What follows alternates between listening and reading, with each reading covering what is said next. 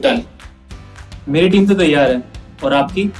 Select your team on play spot and start playing अपना game. Download the app now. नमस्कार, MP तक में आपका स्वागत है। मैं रवीश पाल सिंह आज आपको बताऊंगा कि कैसे मध्य प्रदेश में उपचुनाव के नतीजों से ठीक पहले भाजपा और कांग्रेस के बीच में तकरार एक बार फिर से शुरू हो गई है। दरअसल इसके पीछे जो वजह है वो ये बताई जा रही है कि आज दोपहर अचानक से एक सियासी घटनाक्रम मध्य प्रदेश की राजधानी भोपाल में देखने को मिलता है। बसपा के जो विधायक हैं संजीव कुशवाहा, भाजपा के विधायक नारायण त्रिपाठी जो कि मेहर से हैं, और निर्दलीय विधायक सुरेंद्र सिंह चीरा, इन तीनों ने आज चुनाव प्रबंध समिति के जो अध्यक्ष हैं भूपेंद्र सिंह भाजपा के, उनसे मुलाकात की है। उनके बंगले पे जाके 1-to-1 चर्चा उनसे की है। क्या बात हुई ये तो अब बता नहीं रहे हैं वो, क्योंकि बंद कमरे के अंदर बातचीत हुई है।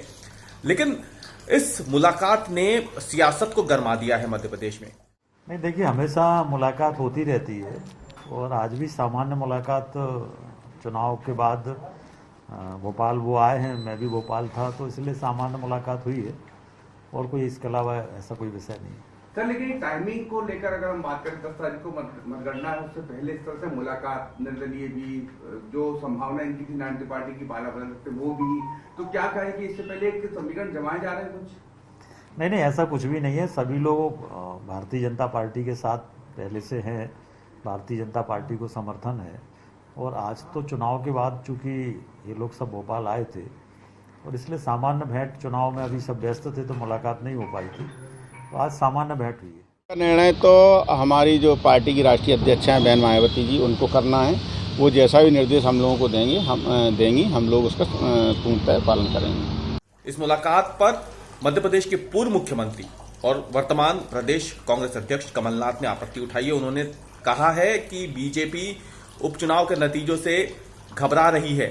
बीजेपी को यह डर सता रहा है कि चुनाव उसके हाथ से निकल गया है और इसीलिए वो चुनावी तिकड़म में लग गई है, विधायकों को अपने साथ लाने की कोशिश कर रही है। ये आरोप लगाया है पूर्व मुख्यमंत्री कमलनाथ ने। उपचुनावों में मध्य प्रदेश के मतदाताओं ने 28 सीटों में खुलकर सच्चाई का साथ दिया है और भारतीय जनता पार्टी को ये एहसास हो रहा है कि वह चुनाव बुरी तरह हारने वाले हैं और मध्य प्रदेश के इस फैसले को कैसे स्वीकार करें। उन्होंने जो उपाय ढूंढा है कि फिर से सौदेबाजी करें। मेरे कई विधायकों से चर्चा हुई है, कई विधायकों और स्वतंत्र विधायकों ने मुझे सूचना दी है कि किस प्रकार से उन्हें विभिन्न प्रकार के प्रलोभन दिए जा रहे हैं कि सौदा हो जाए और फिर से बोली बोल के अपनी संख्या बनाएं। मैं भारतीय जनता पार्टी को साफ और स्पष्ट बताना चाहता हूं कि मध्य प्रदेश की जनता ये ऐसी सरकार जो प्रदेश को कलंकित करती है कभी स्वीकार नहीं करेगी और जनता और कांग्रेस मिलकर इसका सामना करेगी। लेकिन ये जो आरोप उन्होंने लगाया है, इसके पीछे की वजह आपको बताते हैं कि ये घटनाक्रम पूरा घटित कैसे हुआ। दरअसल सुबह तक तो सब कुछ सामान्य था। 3 तारीख को मतदान हो चुका है, 10 नवंबर को अब नतीजे आने हैं।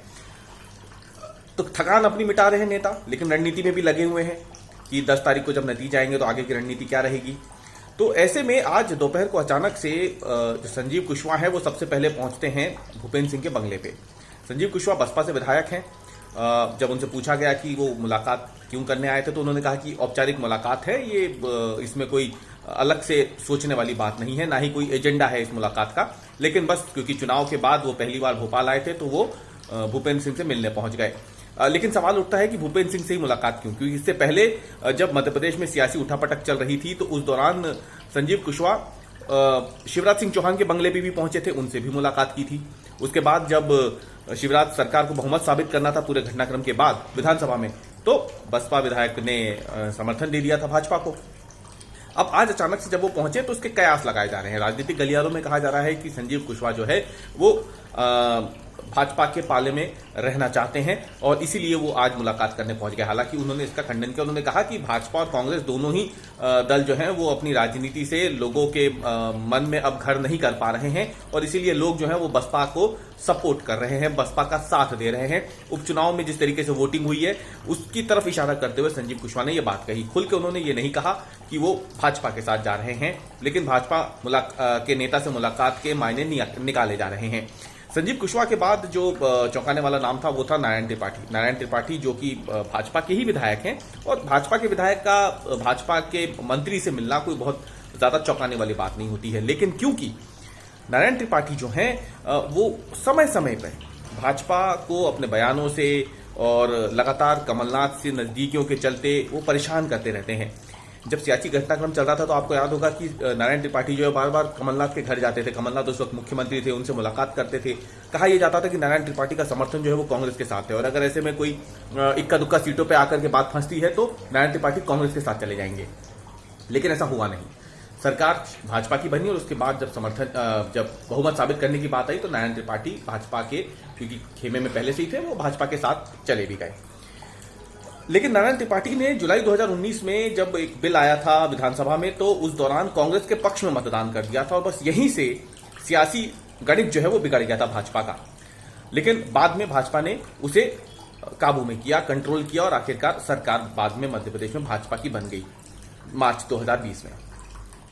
तीसरे जो विधायक है वो है सुरेंद्र सिंह शेरा। सुरेंद्र सिंह शेरा कमलनाथ सरकार के समय से ही काफी ज्यादा अपनी बातों को लेकर के, अपने बयानों को लेकर सुर्खियों में रहते हैं। एक तरीके से कहा जाता है कि जो 4 निर्दलीय विधायक है मध्य प्रदेश के, उस 4 निर्दलीय विधायकों की जो पूरी टीम है उसके एक तरीके से कप्तान माने जाते हैं सुरेंद्र सिंह शेरा, और इसीलिए उन्हें साथ में रखना कांग्रेस हो या भाजपा दोनों के लिए बेहद ज्यादा जरूरी हो जाता है। और आज जब सुरेंद्र सिंह शेरा मुलाकात करने पहुंचते हैं भूपेंद्र सिंह से, तो उसके भी कई मायने निकाले जा रहे हैं। माना जा रहा है कि सुरेंद्र सिंह शेरा को भाजपा अपने खेमे में रखने के लिए मंत्री पद का ऑफर भी दे सकती है। हालांकि सुरेंद्र सिंह शेरा ने मीडिया से कोई बात नहीं की, वो बिना बात के चले गए, उन्होंने कोई बात ही नहीं की, जबकि अमूमन वो मीडिया से खुल के बात करते हैं। लेकिन आज उन्होंने मीडिया से क्यों बात नहीं की, इसके बारे में कोई जानकारी नहीं है। भाजपा के जो नेता है उनका कहना है कि ये एक औपचारिक मुलाकात थी, इसमें कोई साम दाम दंड भेद नहीं निकालना चाहिए किसी को। लेकिन उपचुनाव के नतीजों से ठीक पहले मुलाकात हुई तो जाहिर सी बात है कि कांग्रेस को बुरा लगना था। कांग्रेस से भी बयान आ गया, पूर्व मुख्यमंत्री कमलनाथ ने स्पष्ट कर दिया कि भाजपा जो कर रही है वो गलत है। चुनाव के जो नतीजे आने हैं, जो ज्यादा वोटिंग हुई है वो कांग्रेस के पक्ष में हुई है। भाजपा को बाहर बैठने की एक तरीके से तैयारी जनता ने कर ली है। ये तमाम बातें कमलनाथ ने कही, और उन्होंने कहा है कि अगर भाजपा इस तरह की कोशिश आगे भी करती है तो उसका जमकर विरोध किया जाएगा। कमलनाथ ने 11 नवंबर को अपने घर पर विधायक दल की बैठक भी बुला ली है। 10 नवंबर को नतीजे आने हैं। अब देखना यह है कि 10 नवंबर के बाद, नतीजों के बाद 11 नवंबर को जब बैठक होगी कमलनाथ के घर पर विधायक दल की, तो ऐसे में इस बैठक में क्या विधायक दल का नेता चुना जाएगा, और या फिर कमलनाथ जो है अपने विधायकों को, कांग्रेस के विधायकों को साथ में रखने के लिए क्या तमाम बातें करेंगे, वो तब देखा जाएगा। लेकिन आज इस सियासी घटनाक्रम ने जरूर मध्य प्रदेश की राजनीति में उपचुनाव के नतीजों के ऐलान से ठीक पहले माहौल को गर्मा दिया है।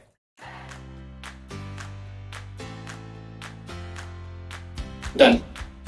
मेरी टीम तो तैयार है, और आपकी? Select your team on play spot and start playing अपना game. Download the app now.